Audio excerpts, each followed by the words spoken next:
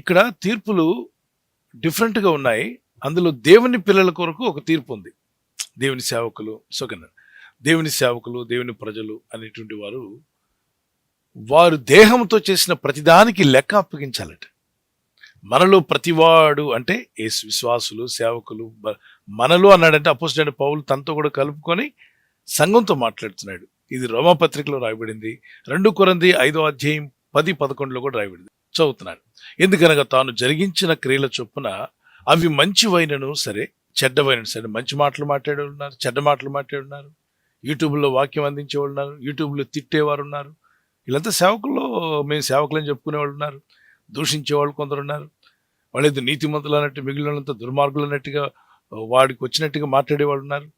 ఇలాంటి వాళ్ళందరికీ మరి దేవుడు ఒక రోజు బడిత పూజ పెడుతున్నాడు. మంచోడికేమో నువ్వు మంచి పని చేసావు కాబట్టి ఇదిగో నీ ఫలం ఇది, పిచ్చాశలు వేసినోడికి ఇదిగో నీ వేషాలకు తగినట్టుగా నీ ఫలం ఇది ఇస్తా అంట. ఇది ఎవరికంటే విశ్వాసులు, నమ్ముకున్న భక్తులకు, రక్షించబడిన వారికి జరిగే తీర్పు. వైట్ థ్రోన్ జడ్జిమెంట్ అని మరొకటి ఉంది. White throne judgement. నేను జడ్జిమెంట్స్ గురించి మాట్లాడాను. ఆ వాక్యం మీరు వినొచ్చు. ఇది కంప్లీట్ చేద్దాం. ఎందుకనగా తాను జరిగించిన క్రియల చొప్పున అవి మంచివైనను సరే, చెడ్డవైనను సరే, దేహముతో జరిగించిన వాటి ఫలమును ప్రతివాడు పొందినట్లు. ఈ నాలుగుతో ఏం మాట్లాడావు, పెదాలతో ఏం మాట్లాడావు, తలంపులతో ఏం చూసించావు, ఏం రాసావు, యూట్యూబ్లో ఎలాంటి ప్రోగ్రామ్స్ను అప్లోడ్ చేసావు, ఎవరి గురించి ప్రకటించావు, ఎవరికి నెగిటివ్గా ప్రకటించావు, ఎవరికి విరోధంగా ప్రకటించావు, ఎవరికి దేవుని వాక్యానుసారంగా ప్రకటించావా, వాక్య విరోధంగా ప్రకటించావా, ప్రతి ఒక్కటి కూడా జరిగించిన వాటి ఫలమును పొందాలంట. నేను పొందిన ప్రభు అంటే నోరు తెరిచి లోపల పెడతాడు తప్పనిసరిగా. ఎందుకంటాడు దేహంతో జరిగించిన వాటి ఫలమును ప్రతివాడును పొందినట్లు మనమందరమును క్రీస్తు న్యాయపీఠం ఎదుట ప్రత్యక్షం కావాలి. ఎందుకు క్రీస్తు న్యాయపీఠము? యేసుక్రీస్తు నమ్ముకున్న వాళ్ళం కదా మనం అంతా. కాబట్టి ఆయన న్యాయపీఠంలోకి మనం వెళ్తే అక్కడ న్యాయాధిపతి అని క్రీస్తుండి, సంఘ కాపురులారా నేనేం చెప్పమన్నాను మీరేం చేశారు, విశ్వాసులారా నేనేం చెప్పమని మీరేం చేశారు, ఇక్కడ సేవకులు తిట్టే సన్నాసి ఇట్రా, నీకేం చెప్పాను, నువ్వేం చేసావు, నువ్వు సేవకులను తిట్టుకుంటూ కూర్చున్నావు, ఎన్ని ఆత్మలు రక్షించావు, ఏం చేసావు సేవ పరిచర్య చెప్పు నాకు అని ప్రతి ఒక్కరు తాట తీస్తా అంటే దేవుడు ఆ రోజున యథార్థంగా సేవ చేసిన వాడికి ఏమో ఫలం ఇస్తాడు.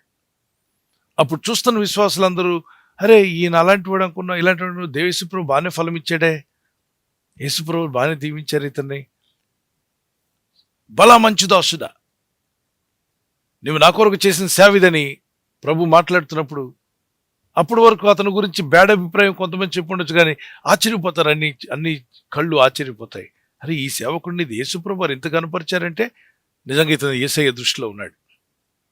మరొకడు చాలా గొప్పగా లేదంటే రకరకాలుగా ఉన్నవాడు రమ్మని పిలిచి ఏం వేషాలు వేసావు భూమి మీద ఉన్నప్పుడు, రక్షించబడ్డావని పేరే కానీ నీ వేషాలన్నీ కూడా దుర్మార్గ పనులే కదా, ఇదిగో నువ్వు తీసుకోవాల్సిన శిక్ష తీసుకో, వీడికి శిక్ష ఏం చేయని ఒక దూతకు అప్పగిస్తాడు. సో దూత ఫుట్బాల్ ఆడుకుందనుకోండి అంటే దేవుని శిక్షలు ఉంటాయి ఖచ్చితంగా. మరి మన పాపాలు ఒప్పుకున్నాం కదా యేసుప్రభు నమ్ముకున్నప్పుడు, మళ్ళా శిక్ష ఏంటి? నిజమే, యేసుప్రభుని నమ్మకం ముందు మనం చేసిన ప్రతి పాప శిక్ష ఆయన క్షమించేశాడు యేసుప్రభు శిలువలో. కాబట్టి ఆటికి ప్రభు మనల్ని శిక్షించడు. రక్షించబడి క్రీస్తు బిడ్డగా మారిన తర్వాత మీ సంభాషణ ఉప్పుసారం గలదై ఉండాలన్నాడు. చెడ్డ మాటలు మీ నోటికి రానివద్దన్నాడు. దుర్భాష ఏదైనా మాట్లాడొద్దన్నాడు. ఒకనికి విరోధంగా ఒకడు మాట్లాడొద్దన్నాడు.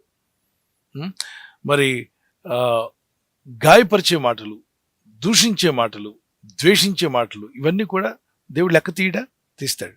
అందుకే మీ శత్రువులు మీరు క్షమించిన ప్రకారం మీ రుణములు క్షమించబడతాయి అన్నాడుగా. మీ రుణములు క్షమించబడాలంటే మీరు క్షమిస్తేనే క్షమించబడతారు. ఇదంతా క్రీస్తు బిడ్డలకు. ఎన్ని సంఘాల్లో క్షమించిన ఉన్నారు.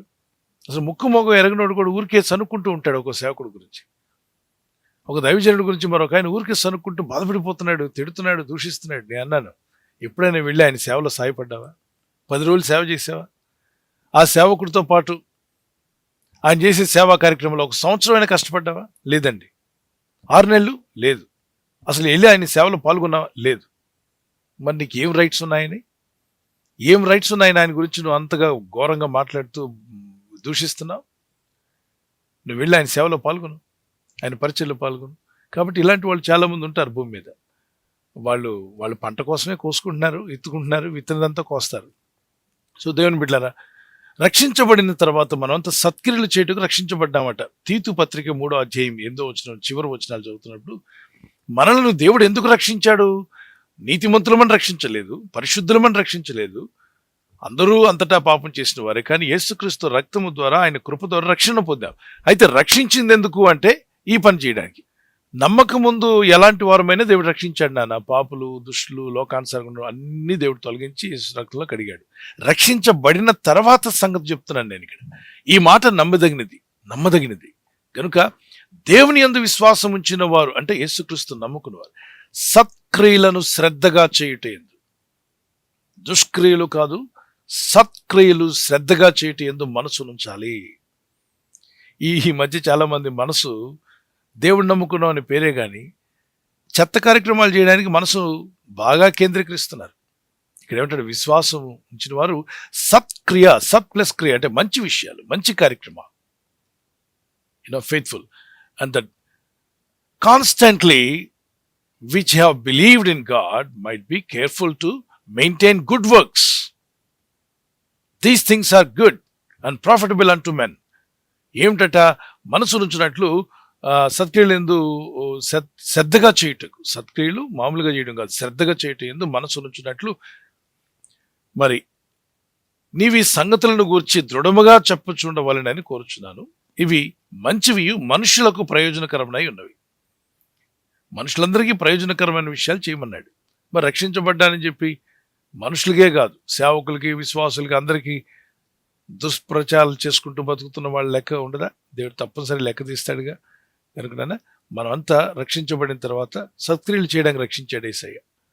అంటే మనం పడాల్సిన శిక్ష ఆయన పడి, ఆయన చేయాల్సిన నీతి పనులని మనకు అప్పగించాడు. ఆయన నీతి మనకి ఇచ్చాడు. ఆయన చెప్పిందని మనం చేద్దాం. మన జీవితాన్ని ఆయన ఆల్రెడీ ఆ శిక్షను భరించాడు. కాబట్టి ఇక నుండి when you start from the cross, క్రీస్తు శిలువ నుండి మన జీవితం ప్రారంభించబడి యేసయ్య చెప్పిన నీతి మార్గంలోకి వెళ్తూ కృప దేవుడు మీకు దయచేయును గాక. ఆమేన్.